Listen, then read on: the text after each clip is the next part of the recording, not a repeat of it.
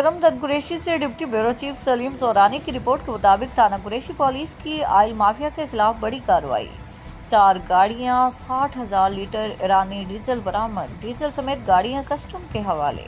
7 افراد پر مقدمات درج۔ آپریشن جاری رہے گا۔ کلیم اللہ گاڑی۔ تفصیلات کے مطابق تھانہ قریشی کے ایس ایچ او کلیم اللہ گاڑی نے مخبری پر اپنی ٹیم کے ہمراہ تھانہ قریشی کی حدود میں گزرنے والی غیر قانونی ایرانی ڈیزل کی 4 گاڑیاں پکڑ لیں۔ گاڑی نمبر NAD/725 سے 19,000 لیٹر، گاڑی نمبر NAB/852، ایک اپلائیڈ فار ہینو گاڑی 18,000 لیٹر، ایک مزدا 6,000 لیٹر، مجموعی طور پر 60,000 لیٹر سے زائد ایرانی ڈیزل برآمد ہوا، جو کہ قبضہ میں لے لیا، جبکہ سٹی پنڈا گاڑی نمبر 510 قبضہ میں لے لی۔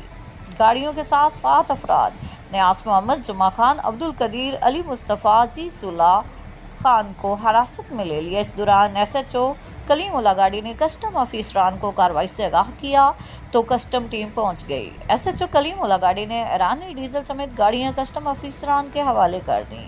حراست میں لیے گئے 7 افراد کے خلاف مقدمات درج کر کے حوالات بند کر دیا۔ ایس ایچ او کلیم اللہ گاڑی نے صحافیوں سے گفتگو کرتے ہوئے کہا کہ آئل مافیا کے خلاف بلا امتیاز کارروائیاں جاری رہیں گی۔